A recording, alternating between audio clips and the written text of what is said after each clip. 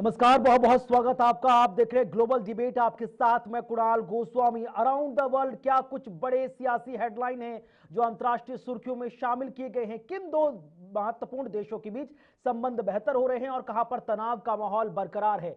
हर बड़ी खबर पर पैनी नजर के साथ एक एक करके बड़ी खबरों से आपको रूबरू कराएंगे और इन बड़ी इंटरनेशनल हेडलाइंस पर बिहाइंड द कर्टेन यानी कि पर्दे के पीछे क्या कुछ तस्वीर बन रही है, समीकरण बन रहे हैं, उस पर विस्तार से चर्चा करने के लिए विदेश मामलों के जानकार भी हमारे साथ जुड़ेंगे। तो देर किस बात की, ग्लोबल डिबेट की शुरुआत पहली बड़ी खबर के साथ।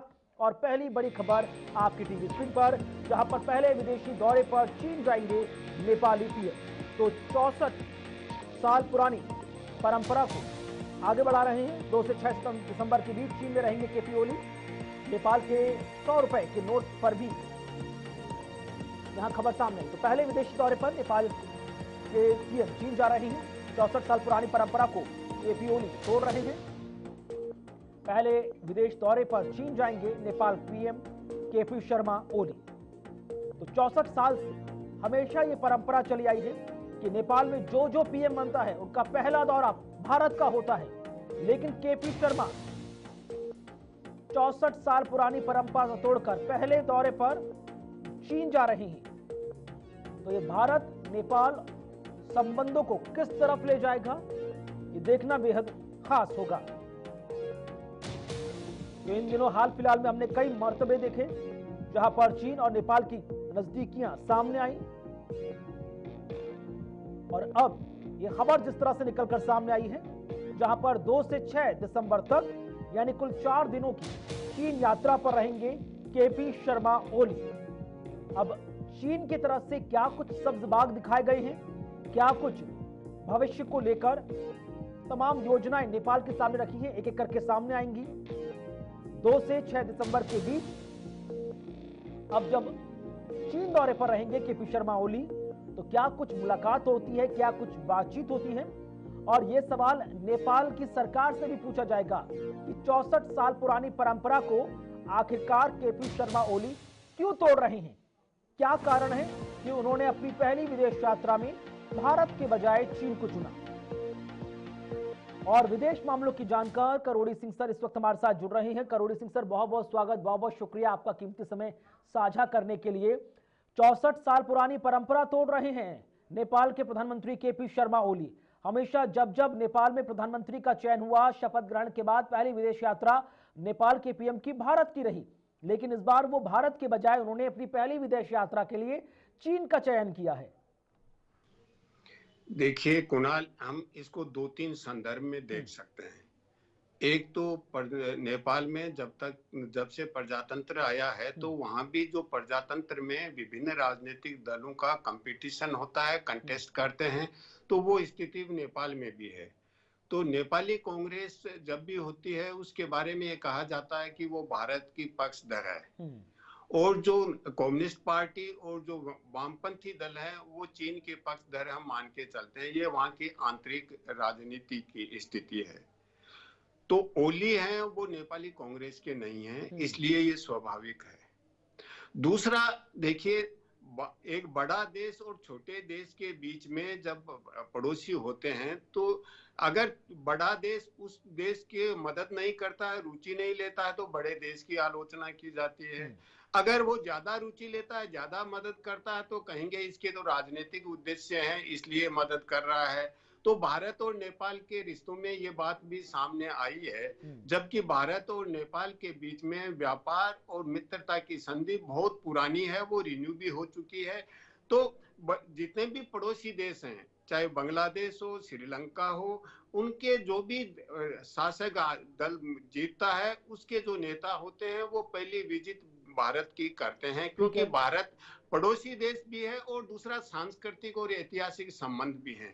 क्योंकि चीन के साथ सांस्कृतिक संबंध उस रूप के नेपाल के नहीं है, श्रीलंका के भी नहीं है, बांग्लादेश के भी नहीं है, जैसे भारत का है।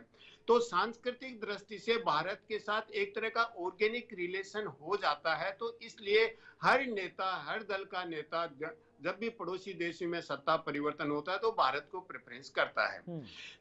अभी जो हालात बन रहे हैं, वो चीन अपनी जो बेल्ट एंड रोड की नीति है उसमें जितने भारत के पड़ोसी देश हैं उनको सहभागी बनाना चाहती है। पाकिस्तान तो ऑलरेडी बहुत ज्यादा आगे बढ़ गया, सीपेक एग्रीमेंट भी चल रहा है, उनका प्रोजेक्ट चल रहा है। तो नेपाल लैंडलॉक्ड कंट्री है, उसको विदेश व्यापार करना है तो भारत के थ्रू हो सकता है। तो भारत के थ्रू उनको पोर्ट मिले समुद्र मार्ग से थ्रू, तो चीन ने भी वो ऑफर किया नेपाल को।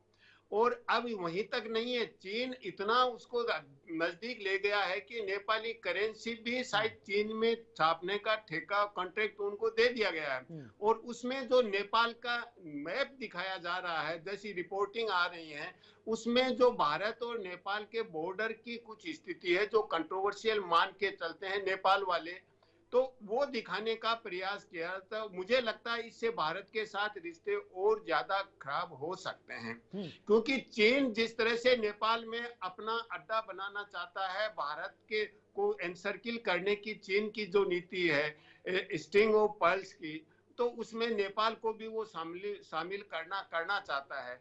शायद नेपाल ये उम्मीद पाल रखी है कि चीन उसे बहुत ज्यादा आर्थिक मदद कर देगा, नेपाल के विकास में सहायक होगा, लेकिन भारत को नाराज करके या भारत से दूर रह के भी नेपाल विकास नहीं कर सकता, क्योंकि भारत और नेपाल लेकिन करोड़ी सिंह सर, मेरे दो महत्वपूर्ण सवाल है। एक ये कि हमने 1 बाय 1 टर्म देखा है, चाहे मौजूदा प्रधानमंत्री केपी शर्मा ओली हों या इससे के पहले के पुष्प कमल दहल प्रचंड हों। पुष्प कमल दहल प्रचंड का तो ये पूरा हिस्ट्री रहा है कि जब जब वो प्रधानमंत्री कुर्सी पर बैठे वो भारत ही आए हैं। केपी शर्मा ओली इससे पहले भी प्रधानमंत्री कुर्सी पर बैठे तो उस दौरान भारत आए थे। लेकिन इस बार नेपाल से प्रधानमंत्री से उनके सवाल किया जाएगा कि आपने पहले प्रेफरेंस में चीन को क्यों चुना। और दूसरा महत्वपूर्ण सवाल मेरा यह है कि अब क्योंकि भारत छोटी छोटी चीजों को बहुत क्लोजली ऑब्जर्व कर रहा है इंटरनेशनल सिनेरियो के तौर पर, यह बात अलग है कि वसुधैव कुटुंबकम के तहत हम कहते हैं पूरी धरती ही हमारा परिवार है, लेकिन केपी शर्मा ओली का यह कदम भारत किस निगाह से देखेगा और आने वाले वक्त में इसके रिप्रोकेशन किस तरह के नजर आएंगे? देखिए, ये भारत तो हो सकता है कि उदार दृष्टि से देखे, क्योंकि केपी शर्मा ओली अब भारत भी आ सकते हैं, उसके बाद तो भारत हो सकता है उदार हो।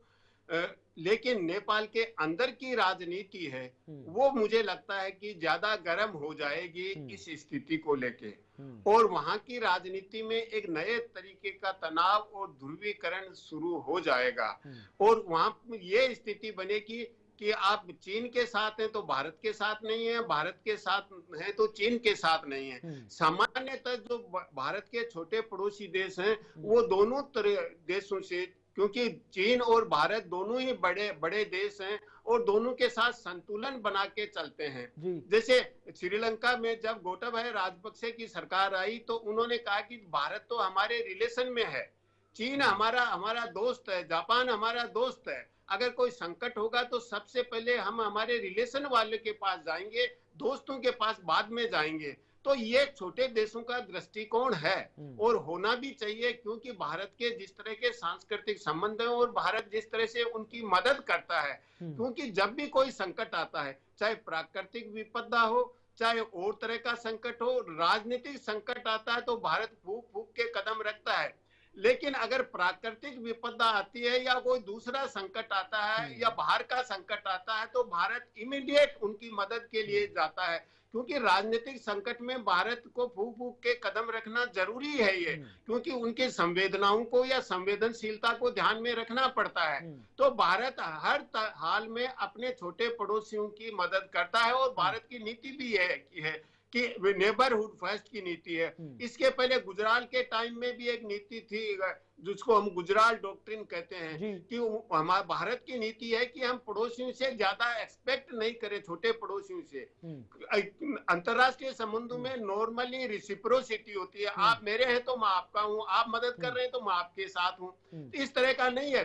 गुजराल डॉक्ट्रिन का ये था कि हमें छोटे पड़ोसी देशों की बिना रिसिप्रोसिटी के मदद करनी चाहिए। तो ये भारत की आज की नीति नहीं है, ये भारत की पुरानी नीति है। लेकिन फिर भी इस तरह का नेपाल का दृष्टि दृष्टिकोण है वो नेपाल की आंतरिक राजनीति में ज्यादा भूचाल लाएगा, भारत अब नेपाल सिंह संबंधों में मेरे ख्याल से कम प्रिंट लाएगा। मीडिया हो या इलेक्ट्रॉनिक मीडिया हो, इस खबर के सामने आने के बाद जब हम इन्वेस्टिगेट कर रहे थे तो नेपाल टाइम्स जो वहां का प्रतिष्ठित अखबार है वहां पर भी, और नेपाल वन वो जो वहां का सरकारी न्यूज चैनल है वहां पर भी एक बड़ा धड़ा है जो सरकार से सवाल कर रहा है केपी शर्मा ओली से कि भाई आप नहीं समझ रहे कि चीन की विस्तारवादी जो सोच है वो कितना किसी देश को नुकसान पहुंचा रही है।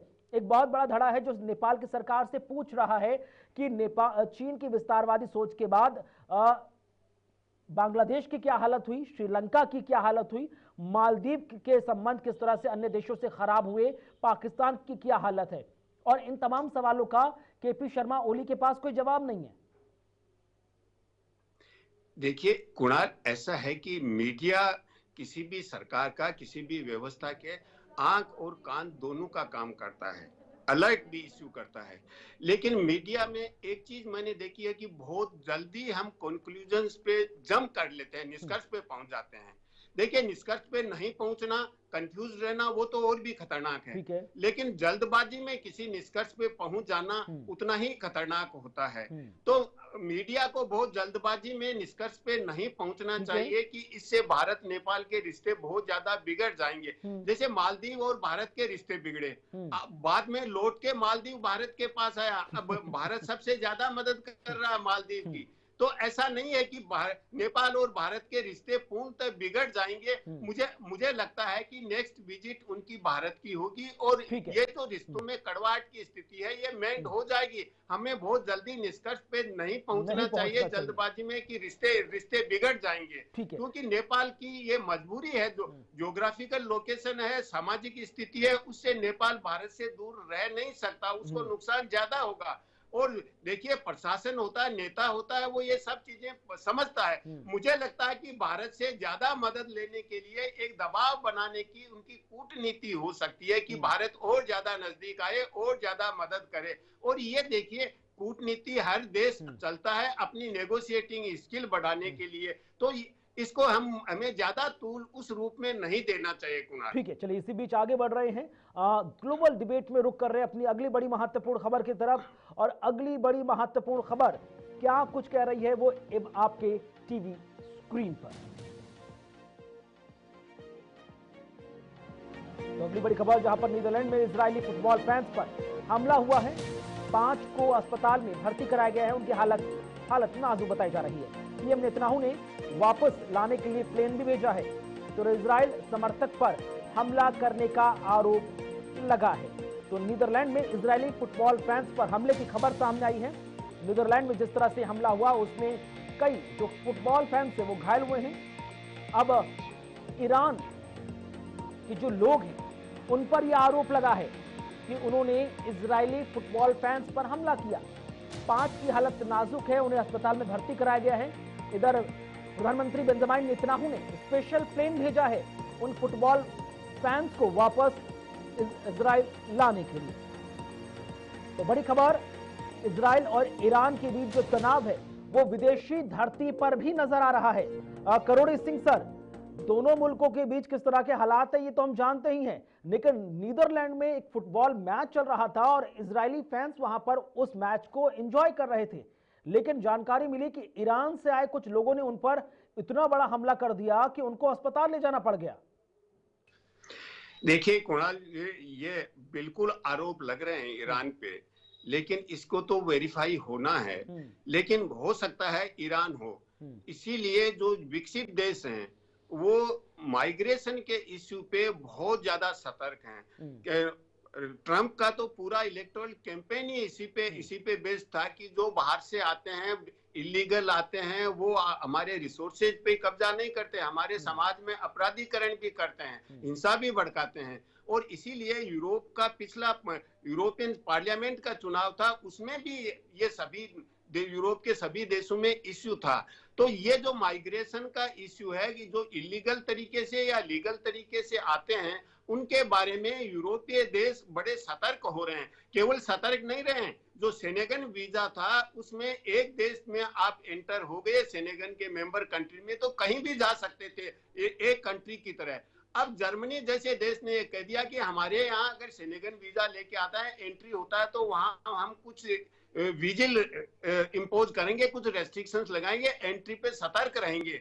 तो जो यूरोपियन देश एक यूनिट बन रहा था, शेंगेन वीजा से आप एंटर हो गए तो जैसे राजस्थान से दिल्ली जा रहे हैं, हरियाणा जा रहे हैं, वैसे चले जाते थे। तो यूरोपियन कंट्रीज बहुत सतर्क हैं हिंसा के बारे में। लेकिन इस तरह से खेल के मैदान में हिंसा होना इसका जस्टिफिकेशन नहीं है। लेकिन ऐसी स्थिति मुझे लगता है कि और बढ़ेगी। जिस तरह के अंतर्राष्ट्रीय राजनीति में परिवर्तन आ रहे हैं उससे क्योंकि जब ईरान और इजराइल डायरेक्ट लड़ाई नहीं लड़ेंगे कि न इजराइल ईरान पे करेगा न ईरान इजराइल पे करेगा, तो इस तरह की जो आतंकवादी घटनाएं हैं ये यूरोप में भी होंगी, ये अरब कंट्रीज में भी शुरू होने वाली हैं। और जिस तरह से हिजबुल्ला और हमास को लगभग इजराइल ने खत्म कर दिया है, तो वो छोटे छोटे ग्रुप बन के दूसरी जगह आतंकवादी गतिविधियों को अंजाम देंगे।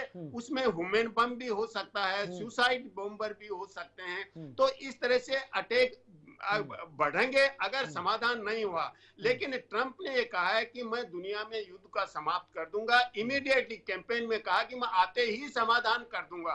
अब वो किस रूप में समाधान करते हैं, क्योंकि इजराइल को तो वो निश्चित रूप से सपोर्ट करेंगे, यूक्रेन को लेके वो थोड़े सतर्क रहेंगे। नीदरलैंड में ये घटना जो पेश आई है उसके बाद कई यूरोपियन कंट्रीज सतर्क हो गई होंगी, कहीं ऐसी उनकी धरती का इस्तेमाल इजराइल और ईरान के की जो जंग है उनकी भूमि के तौर पर ना हो जाए। पहले से सतर्क हैं, सतर्क अब नहीं हुए, पहले से सतर्क हैं। क्योंकि वहां इजराइल के विरोध में आंदोलन चल रहे हैं, डेमोन्स्ट्रेशन हो रहे हैं, जर्मनी में हो रहे हैं, फ्रांस में हो रहे हैं, ब्रिटेन में भी हो रहा है। और ब्रिटेन में पहले हिंसा हो चुकी है, इस तरह की कम्युनल वायलेंस। तो यूरोपियन कंट्रीज, तो ब्रिटेन और दूसरे यूरोपियन कंट्रीज हैं, वो ऑलरेडी सतर्क हैं। अमेरिका भी सतर्क है। और केवल वो नहीं, एशिया और अफ्रीका के दूसरे देश हैं, वो भी सतर्क हो रहे हैं हिंसा की, हमारे यहाँ हिंसा न बढ़ के इस तरह की। तो ये तो सतर्कता तो सभी देशों में आ रही है। लेकिन इसको किस तरह से नियंत्रण किया जाए, विश्व शांति की तरफ किस तरह से बढ़ा जाए, क्योंकि जितने कॉन्फ्लिक्ट बढ़ेंगे उसमें सबसे पहले विक्टिम होंगे वल्नरेबल सेक्शन। गरीबी बढ़ेगी, गरीबी बढ़ने के साथ महिलाएं और बच्चे सबसे ज्यादा विक्टिम होंगे। क्योंकि इजराइल हमास का वार है, उसमें भी बच्चे और महिलाएं बहुत ज्यादा विक्टिम हुए, बहुत ज्यादा मरे हैं। तो ऐसी स्थिति में जो इस तरह के सेक्शन है जिनका, जैसे बच्चों का कोई अपराध नहीं है, 5 साल का 7 साल का बच्चा है, तो अगर वो विक्टिम होते हैं तो एक मानवीय संवेदना के रूप में पूरी दुनिया को कुछ न कुछ करना चाहिए कि इस तरह के कॉन्फ्लिक्ट को कम किया जाए। और इस तरह के आतंकवादी हैं उनके लिए कॉमन अप्रोच कैसे हो। इस भारत ने अभी नहीं, 90 के दशक में यूएन जनरल असेंबली में कॉमन अप्रोच के लिए प्रस्ताव रखा था, international convention on international terrorism. वो आज तक पास नहीं हुआ कुणाल। तो आतंकवाद को लेके पूरा विश्व समुदाय एक मत तो हो पहले कि आतंकवाद क्या है। अगर उसमें एक मत नहीं होंगे तो ऐसी घटनाएं बढ़ेंगी और दुनिया में अशांति का वातावरण बना रहेगा। आउट ऑफ द बॉक्स एक सवाल मेरा सर, डोनाल्ड ट्रंप राष्ट्रपति बन गए हैं अमेरिका के 277 वोट्स के साथ। उन्होंने कहा कि चुनाव जीतने के बाद ही मैं तुरंत वैश्विक शांति के तहत युद्ध समाप्त कर दूंगा। जो काम यूनाइटेड नेशंस नहीं कर पाया, WHO नहीं कर पाया, नाटो देश नहीं कर पाए, कई बड़े ग्रुप्स नहीं कर पाए इतनी बड़ी मीटिंग के बाद, डोनाल्ड ट्रंप आपको लग रहा है कि ये इतना आसान होगा? और अगर कर दिए तो फिर तो सवाल ये उठेगा ना कि इस युद्ध के पीछे फिर अमेरिका का ही हाथ था सीधा। देखिए, हम अभी का टर्म तो शुरू होगा उनका, लेकिन पिछले टर्म हम ट्रंप का देखें तो ट्रंप के पीरियड में कहीं भी अमेरिका युद्ध में इन्वॉल्व नहीं हुआ डायरेक्ट, क्योंकि ट्रंप का अप्रोच है वो बिजनेस और पॉलिटिक्स करते हैं। वो बिजनेस को, आर्थिक स्थिति को, आर्थिक दृष्टि से अमेरिका को मजबूत बनाना चाहते हैं। तो वो अर्थव्यवस्था को राजनीति से और जो रणनीतिक हित हैं उनसे अर्थव्यवस्था को ज्यादा प्राथमिकता देते हैं। इवन कोरिया के जो प्रेसिडेंट है नॉर्थ कोरिया के, उसके भी कंधे पे हाथ रख दिया और उन्होंने कहा कि आप तो बहुत अच्छे हैं लेकिन इस तरह की गतिविधि मत करो। इसी तरह से इजराइल को लेके उन्होंने जो समझौते किए, अब्राहम अकॉर्ड्स किए, यरूशलेम को इजराइल की कैपिटल बनाया बिना किसी हिंसा के, बिना किसी तनाव के, तो निश्चित रूप से वो जो अर्थव्यवस्था की दृष्टि से चीजों को देखते हैं, वो उसके लिए एक बहुत बड़ा प्लस पॉइंट है ट्रंप के साथ। वो रणनीतिक और राजनीतिक हित से ज्यादा उसको प्राथमिकता देते हैं और वो अमेरिका को वैश्विक पावर बनाए रखना चाहते हैं। तो अब नए तरीके के कॉन्फ्लिक्ट होंगे, सैन्य कॉन्फ्लिक्ट तो हो सकता है कम हो, एक नए तरीके का कॉन्फ्लिक्ट होगा जो व्यापार को लेके होगा,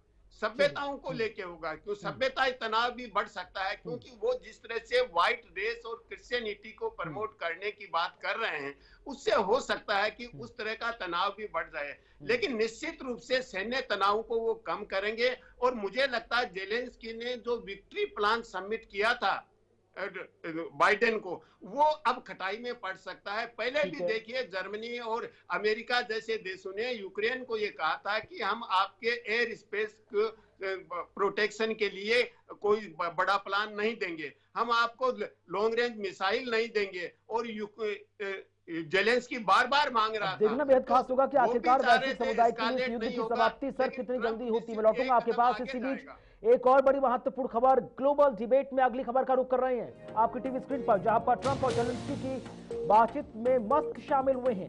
ट्रंप और जेलेंस्की के बीच 25 मिनट तक बातचीत हुई और ट्रंप बोले यूक्रेन जंग में हर हाल में साथ दूंगा। पुतिन ने ट्रंप को भी बातचीत की। तो ट्रंप और जेलेंस्की की बातचीत में एलन मस्क शामिल हुए। ट्रंप और जेलेंस्की की बातचीत 25 मिनट की हुई है और ट्रंप बोले यूक्रेन जंग में हर हाल में साथ दूंगा। पुतिन ने ट्रंप को जीत की बधाई भी दी थी। तो ये एक अलग इक्वेशन बनता नजर आ रहा है। करोड़ी सिंह सर, यूक्रेन के राष्ट्रपति जेलेंस्की ने जब फोन किया डोनाल्ड ट्रंप को, फोन पर जब बातचीत हुई तो खबर निकलकर सामने आई कि ट्रंप ने लाउड स्पीकर पर फोन रखा और उनके बगल में बैठे थे एलन मस्क, जो सारी बात सुन रहे थे। देखिए, मस्क तो एक तरह के टेक्नोक्रेट हैं, प्रोफेशनल पॉलिटिशियन तो नहीं है, लेकिन निश्चित रूप से ट्रंप के साथ दो लोग होंगे, एक रॉबर्ट कैनेडी, एक एलोन मस्क। और एलोन मस्क हैं वो ट्रंप का जो थोड़ा सा एग्रेसिव पोस्चर है उसको मॉडरेट करेंगे, क्योंकि यूक्रेन में बाइडेन का बेटा हंटर बाइडेन बड़ा कंट्रोवर्शियल रहा कि उसके बिजनेस इंटरेस्ट थे, क्या था, बहुत सी बातें उठी थी बाइडेन को लेके। तो एलोन मस्क निश्चित रूप से अपना बिजनेस इंटरेस्ट देखेगा और उसी रूप में ट्रंप को किसी न किसी रूप में मॉडरेट करेगा और वार को रुकाने में वो सहायक होगा कि किस तरह से बिजनेस प्रमोट हो। इवन सामान्यतः हम मीडिया में कहते हैं चाइना और अमेरिका के बीच में टेंशन बढ़ेगा, तो मेरा उसमें भी ये कहना है कि एलोन मस्क है वो मॉडरेट करेगा चाइना अमेरिका रिलेशंस को, क्योंकि मस्क का बिजनेस इंटरेस्ट चाइना में बहुत है, चाइना विजिट भी कर चुका है मस्क पहले। तो मस्क का प्रभाव तो होगा निश्चित रूप से, लेकिन वो जेलेंस्की को किसी न किसी रूप में मनाएंगे। और मुझे लगता है पुतिन पे भी वो पहले आरोप लगे कि वो पिछले टर्म में उन्होंने ट्रंप की मदद की थी इलेक्शन में, फॉरेन इंटरफेरेंस है।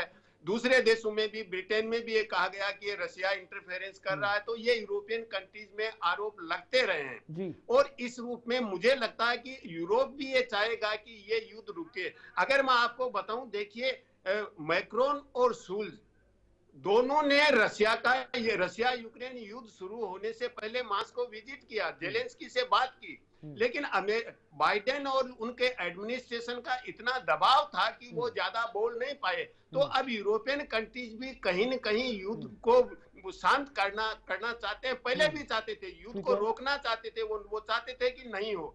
लेकिन जो बाइडेन और ब्लिंकन की जो, अगर मैं कहूं ब्लिंकन का थोड़ा ब्लिंकर्ड विजन रहा होगा इसके लिए जिम्मेदार, तो जिस तरीके का एटीट्यूड उनका रहा और ये कहा कि नाटो के थ्रू हम अपना विस्तार करेंगे या अमेरिका के वर्चस्व बनाएंगे, तो निश्चित रूप से ट्रंप नाटो के थ्रू वर्चस्व नहीं बनाएगा, G7 के थ्रू या दूसरे जो आर्थिक और व्यापारिक संगठन है उनके थ्रू अमेरिका के वर्चस्व को देखने वाली बात होगी कि आखिरकार ये युद्ध कितनी जल्दी समाप्त होते हैं। पुतिन और जेलेंस्की के बीच बातचीत कब आगे बढ़ती है और उसमें ट्रंप की क्या कुछ अहम भूमिका होती है। बहुत बहुत शुक्रिया सर हमारे साथ आज के खास कार्यक्रम में जुड़ने के लिए। इन तमाम बड़ी इंटरनेशनल हेडलाइंस पर बिहाइंड द कर्टेन, क्या कुछ बड़ी डेवलपमेंट है, उस पर तमाम दर्शकों तक अपनी राय रखने के लिए। तो बहरहाल आज के ग्लोबल डिबेट में बस इतना ही। वक्त छोटे से ब्रेक का, खबरें आगे जारी हैं।